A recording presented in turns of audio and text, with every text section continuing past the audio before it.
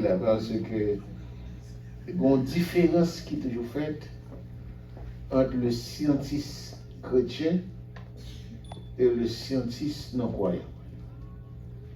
Le scientiste chrétien croyant doit toujours faire la différence. Dans quelques domaines que ce soit en droit, que ce soit en médecine, que ce soit en biologie, en physique, en astronomie, whatever. Il y a une différence quand même qui vous fait. Restez là, c'est la sécurité. Amen. Amen, ben, amen. Amen. Alors,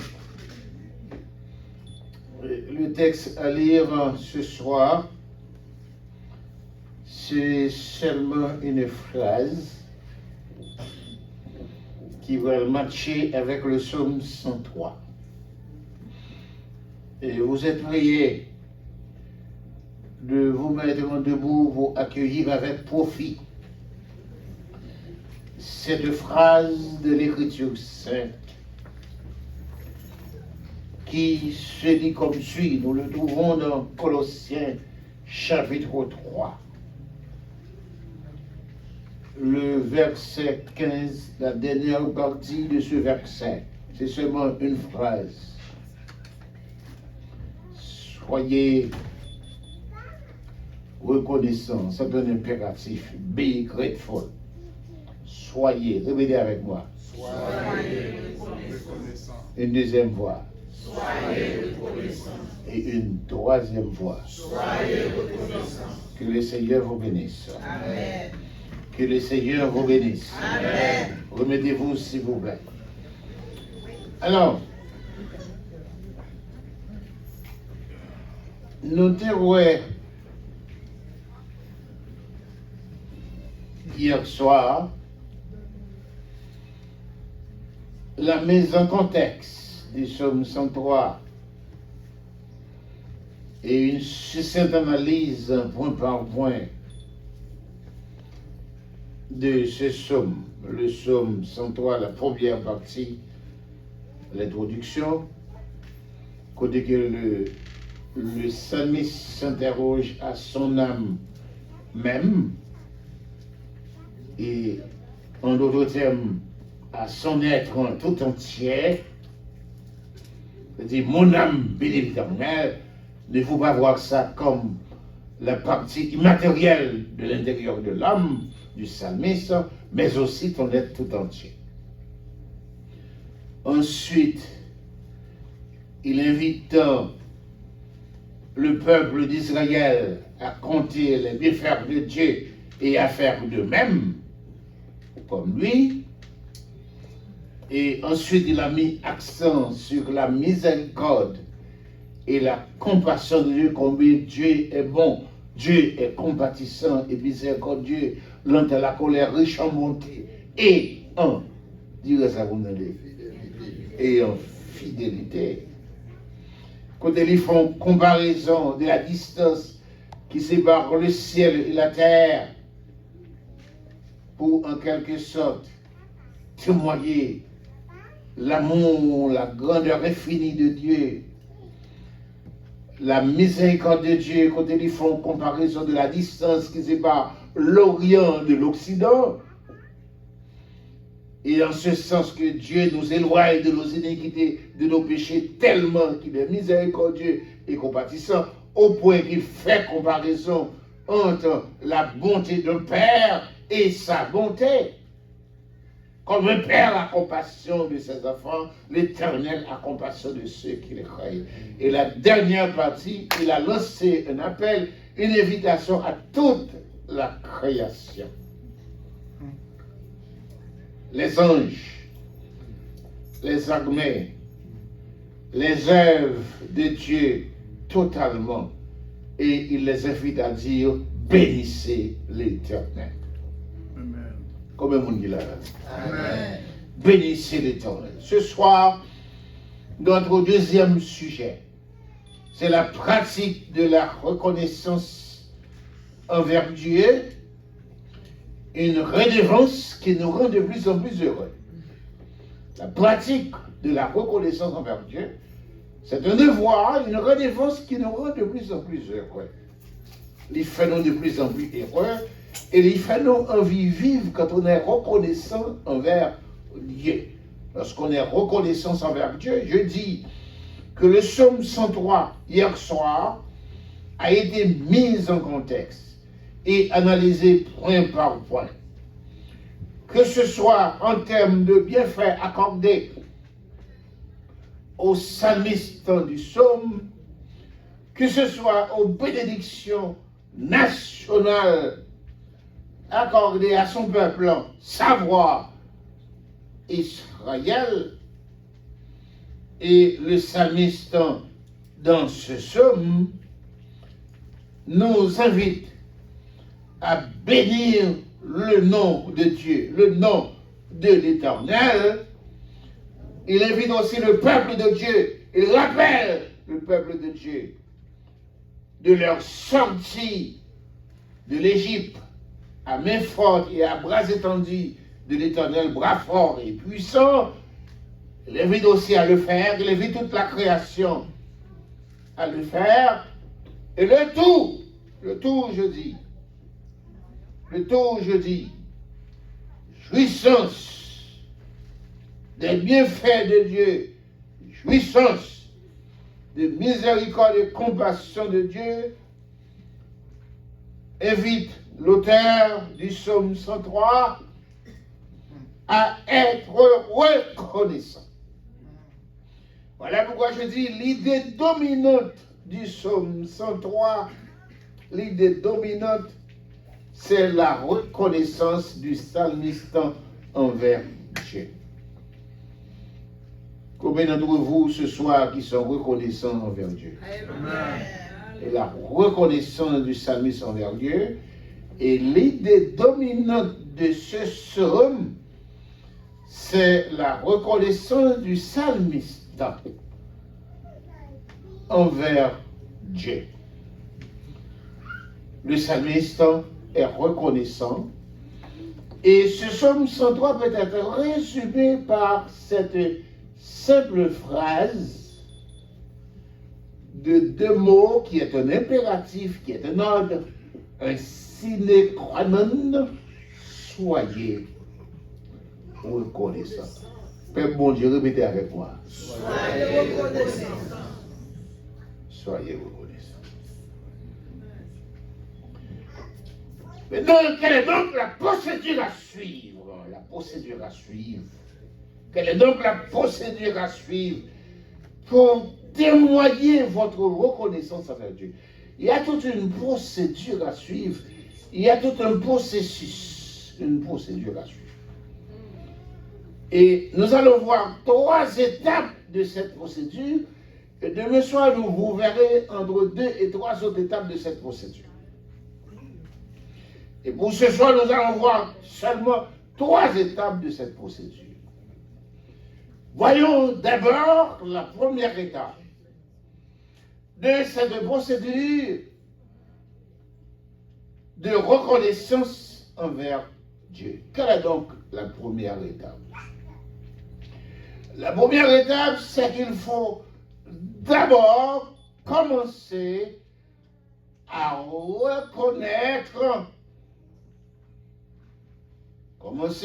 reconnaître et identifier ce qui est bien fait de Dieu. Je dis ce qui est bien fait de Dieu. Il y a un gars qui a une belle machine dans le volet, il comprend que c'est bien fait de Dieu.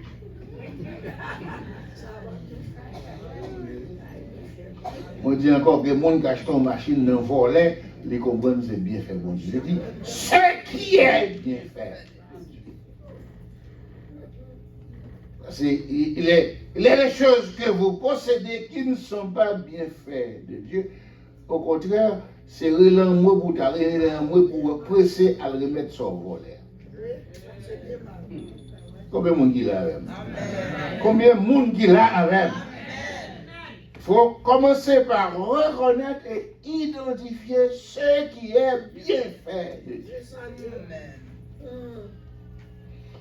Voilà pourquoi il y a tant de gens qui est dans l'église, mais qui toujours garde une attitude d'indifférence à l'égard de Dieu, parce qu'il n'a pas pris le temps pour identifier, pour reconnaître ce qui est bien fait de Dieu en eux.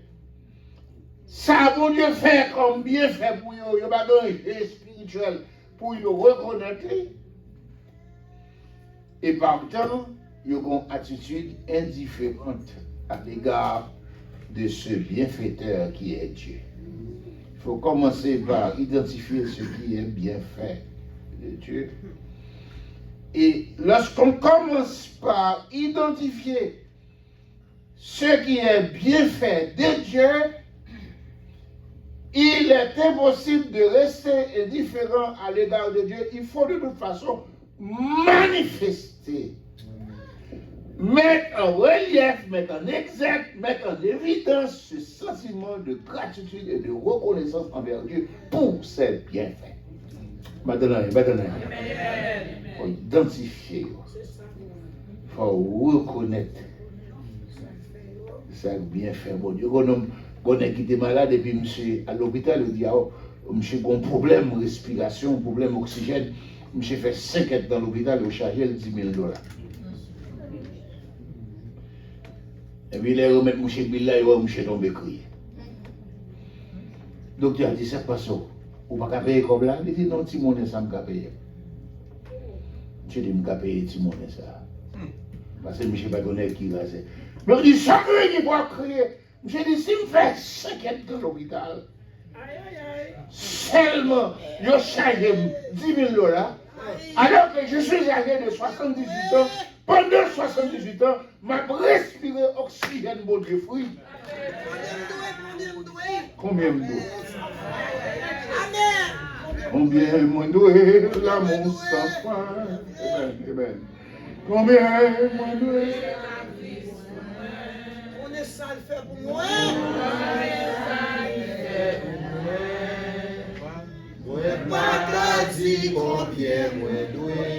Il a fini par réaliser, à identifier l'un des bienfaits de Dieu à son égard, disant au notaire, en passant 5 heures de temps à l'hôpital, on m'a chargé $10 000 US et j'ai 78 ans. Pendant 78 ans, mon respirer oxygène, l'éternel fruit, combien moins de Oh, amen. combien de monde qui dit là? Combien de monde qui dit là?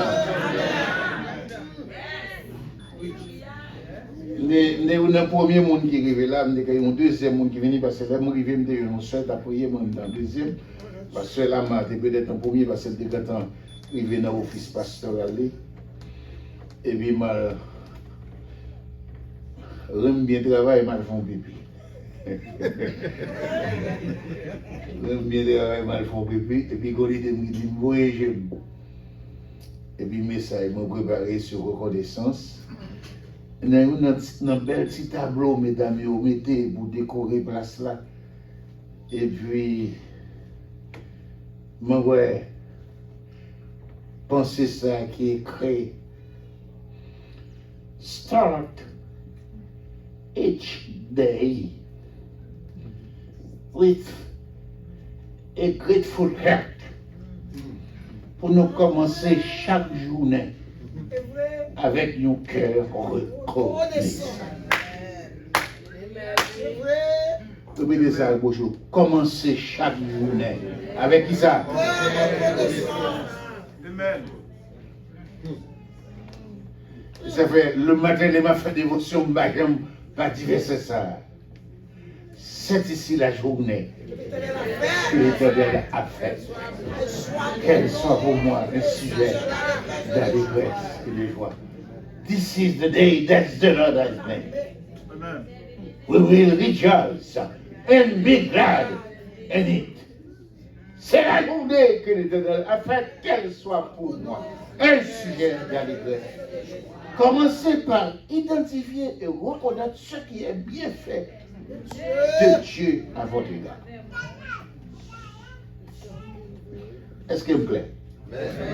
Est-ce qu'il me plaît? Commençons par se faire ou pas qu'à être indifférent. Deuxième étape. Je ne serai pas long ce soir.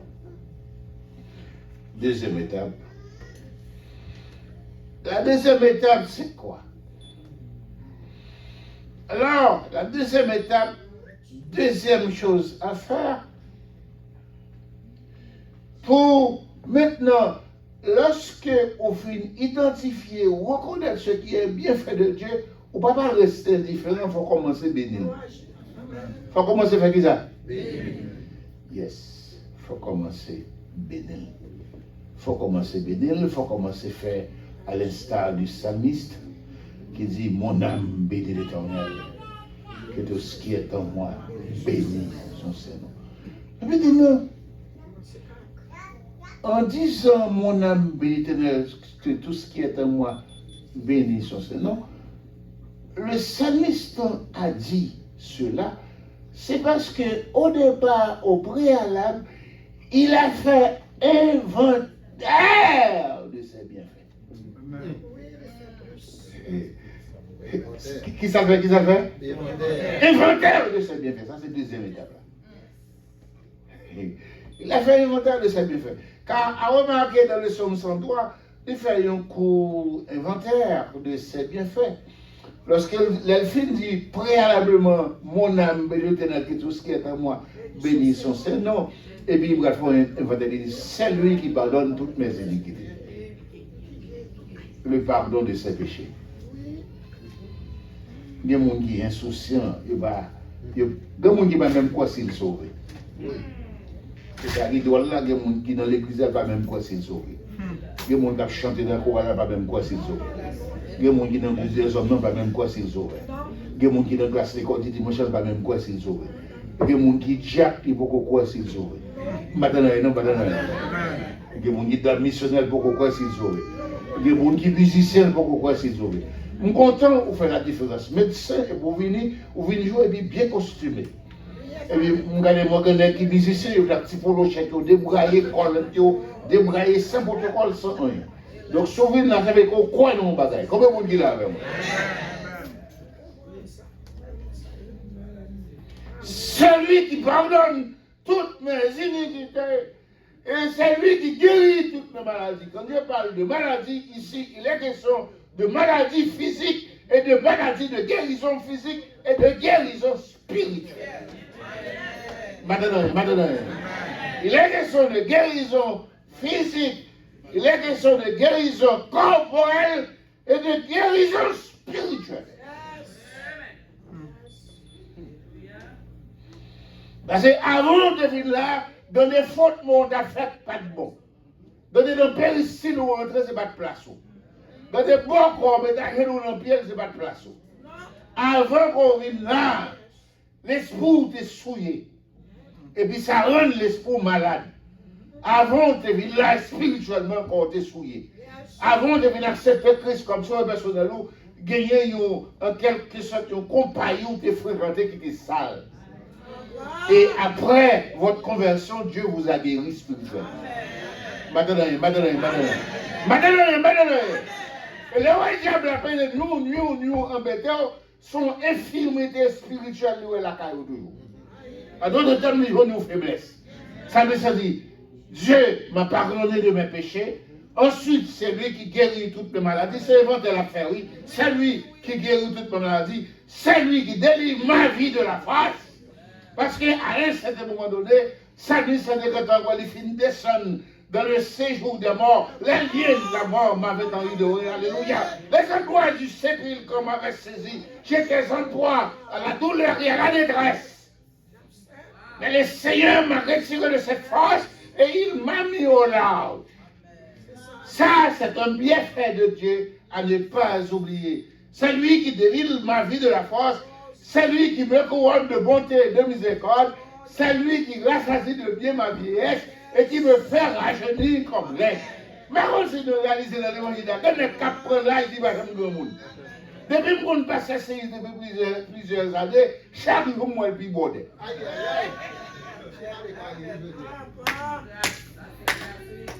Chaque jour, moi, il borde.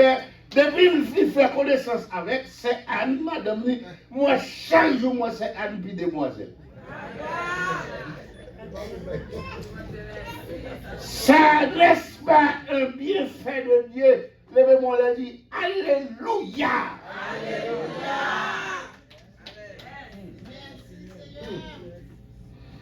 N'est-ce pas un bienfait de Dieu?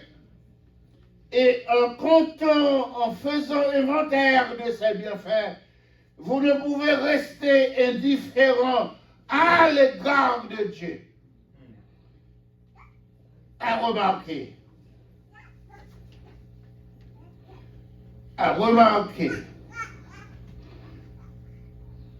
les mots nous manquent pour exprimer notre gratitude à l'égard de Dieu. Parce qui témoigne à tes filles dans sa net. Mais t'as fait un monde pour signer pour voir le mort. Mais c'est dit, là, je ne sais pas quoi arriver, non? Pas de monde qui pour signer pour lui parce que vous voulez te voir énorme. Comment on dit la même? Parce que qui ça laissé réaliser? Laissé dit, mort, pas qu'à bon louer, mort, pas qu'à bon gloire, mort, pas qu'à bénir l'homme, c'est vivant qui bénit l'homme. Comment on dit d'accord là même? Le fait que tu es encore vivant, le fait que tu es encore là, même après Corona, même jusqu'à présent, il y a encore Corona, et que tu vis encore, tu existes encore, tu adores encore Dieu, tu loues encore Dieu, tu témoignes encore la grandeur de Dieu. Alléluia, alléluia, alléluia. Bon Dieu mérité. Et clairement, qu'est-ce qu'il a dit? Dans le psaume 30, le verset 10, qu'est-ce qu'il a dit? Que gagne-t-il, Seigneur, à verser mon sang, à me faire descendre de la force? La poussière a-t-elle pour toi de louange? Non. La poussière raconte-t-elle ta fidélité? Que gagne-tu à verser mon sang, à me faire descendre dans la force? C'est bien que moi dis, moun qui mourit, des fois, elle arrive pour aller, si c'est volonté de bon Dieu pour aller, mais si bon Dieu pas qu'on veut, si Marie pas monter, Dieu ça vous donne. Si Marie pas monter, Dieu ça vous donne encore. Si Marie, répétez avec moi, si Marie. Mais ça c'est non confiant dans sa vie. D'ailleurs, tout le monde dans sa vie, si Marie pas monter. Nous tout qui là ensemble tout le monde qui a écouté sur radio Castel Calvaire, qui a écouté sur radio Galaxy, qui a écouté sur radio Frère Casque, qui a écouté sur radio Haïti, Sodo, whatever, qui a écouté sur Facebook, sur YouTube. Nous disons que nous avons l'autre pour m'aller, si Marie pas monter, si Marie pas descendre. Et si en haut, en bas, pas de Levez comme vous dites ça. Si en haut, pas de si ça une deuxième fois avec conviction. Si en haut, pas de en bas, vous pouvez pouvoir si. Alléluia.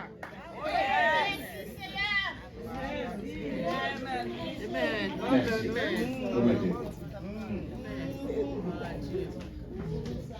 Et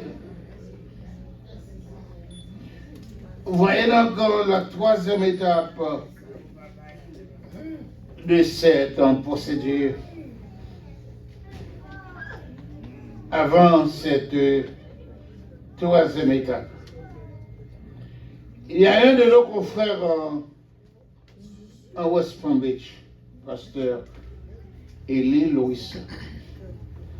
On a pensé à lui parce que maman est partie pour l'éternité.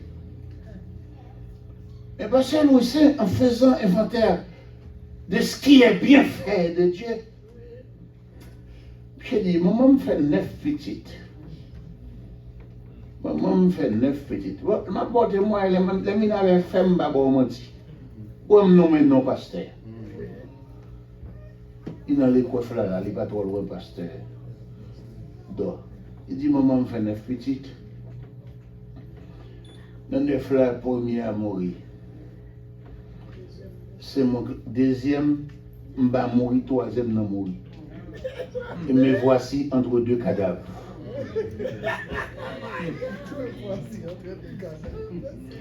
Pour qui ça, c'est pas le deuxième, le mois sauter le livre troisième. La mois premier, il sauter le livre troisième. Il a vécu toujours. Enlevez-moi, il a dit Alléluia. Vous devez vous apprendre à compter les bienfaits de Dieu. Comptez les bienfaits de Dieu. Et tout dépend des cieux. Tu verras en adorant combien les hommes bénis donc bénis sans cesse.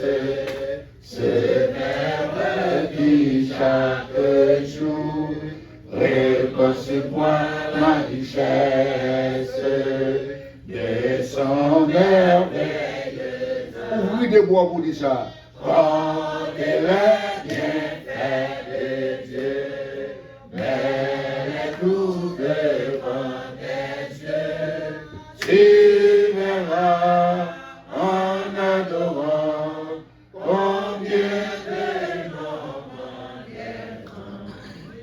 Maintenant, bref, la troisième étape de cette procédure, vous devez témoigner la bonté de Dieu et sa grandeur. C'est ce que vient de faire mon confrère. Comment il s'appelle, pasteur qui? Pasteur Chéri. Pasteur Chéri. Il faut témoigner la bonté de Dieu et sa grandeur. Il y a des psaumes qui sont similaires à Psaume 103. Le psaume 116 est un psaume similaire à 103. Le psaume 145 c'est un psaume similaire à Psaume 103. Il faut reconnaître la bonté de Dieu. Il faut témoigner la bonté de Dieu et reconnaître sa grandeur. Quand le psalmiste du psaume 116 dit, comment quand regarde l'Éternel et c'est bien fait en moi. Et oui, ce psalmiste qui s'interroge répond à cette problématique. J'élèverai la coupe de délivrance. C'est-à-dire, on va dire, mais ça, bon Dieu fait. Mais ça, bon Dieu fait. Pour, en quelque sorte, pour témoigner, pour bénir le nom de l'Éternel, pour être reconnaissant envers Dieu, faut ou capable d'abord reconnaître que Dieu est vraiment bon à votre égard. Deuxièmement, il faut sans mentir réaliser qu'il est infiniment grand. Et des fois, Dieu est grand, c'est la grandeur de Dieu qui nous échappe. Hein? Comment on dit réaliser bon Dieu grand? Dieu est grand. Et des fois, c'est sa grandeur qui nous échappe. Il y a des signes de quoi non. Il faut d'abord reconnaître qu'il est vraiment bon. En fonction de ses bienfaits à votre égard. Deuxièmement, il faut sans mentir réaliser qu'il est grand. Un des psalmistes, je ne crois pas contre si les psalmistes avaient dit, quel Dieu est grand comme Dieu, magnifique en sainteté, et digne de louer. Quel Dieu est grand comme Dieu. En d'autres termes, pas de comparaison entre notre Dieu qui nous a fait du bien et les autres dieux étaient grudants. Les autres dieux étaient grudants. Il n'y a pas de comparaison entre ce Dieu, le créateur, le souverain fabricateur, le maître du ciel et de la terre qui nous a fait du bien et les autres dieux étaient grudants. Pas de comparaison possible. D'ailleurs, essayer de comparer Dieu à ces gens de Dieu-là, à ces faux dieux-là, sont manque d'égard à Dieu. Comment vous réalisez ça? Ensuite, il faut réaliser non seulement qu'il est grand, mais son nom est grand. Il faut réaliser que la voix de l'Éternel est majestueuse. Il faut réaliser que la voix de Dieu brise les cèdres du Liban. La voix de l'Éternel retentit sur les eaux. le Dieu de gloire fait gronder le tonnerre, l'Éternel sur les grandes eaux. La voix de l'Éternel est puissante, la voix de l'Éternel est majestueuse, la voix de l'Éternel brise les cèdres du Liban, l'Éternel brise les cèdres du Liban, il les fait bondir comme des eaux, comme des veaux, et le Liban et le Sillon comme des jeunes buffles. La voix de l'Éternel fait jaillir des flammes de feu, la voix de l'Éternel fait trembler le désert, l'Éternel fait trembler le désert de Kadès.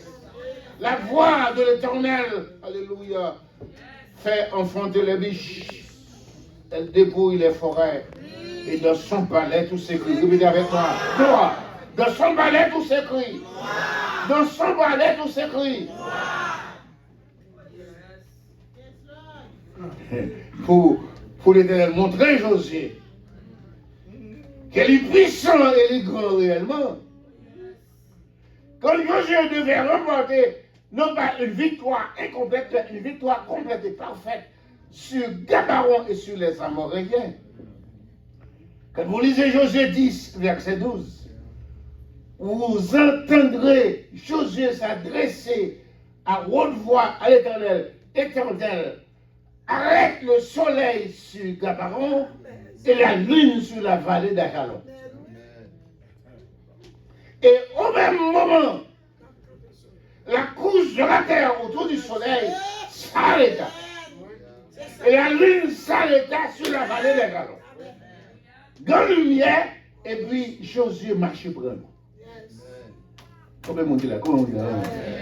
Et puis ça qui paraît épidoile, le remonte le verset 11, il nous a des grosses pierres qui descendent sur le ciel, qui crasent tête gabaronite, qui brisent tête amorien. Il nous vacabons qui brisent, qui crasent avec roches qui sont dans l'air, cadavres plus parce que les gens qui frappés par l'épée. Qui bon Dieu ça y est? Mon Dieu, beaucoup de la dit, qui bon Dieu ça y est? Gros bon Dieu. Grand bon Dieu. Tout puissant. Almighty God. Hallelujah.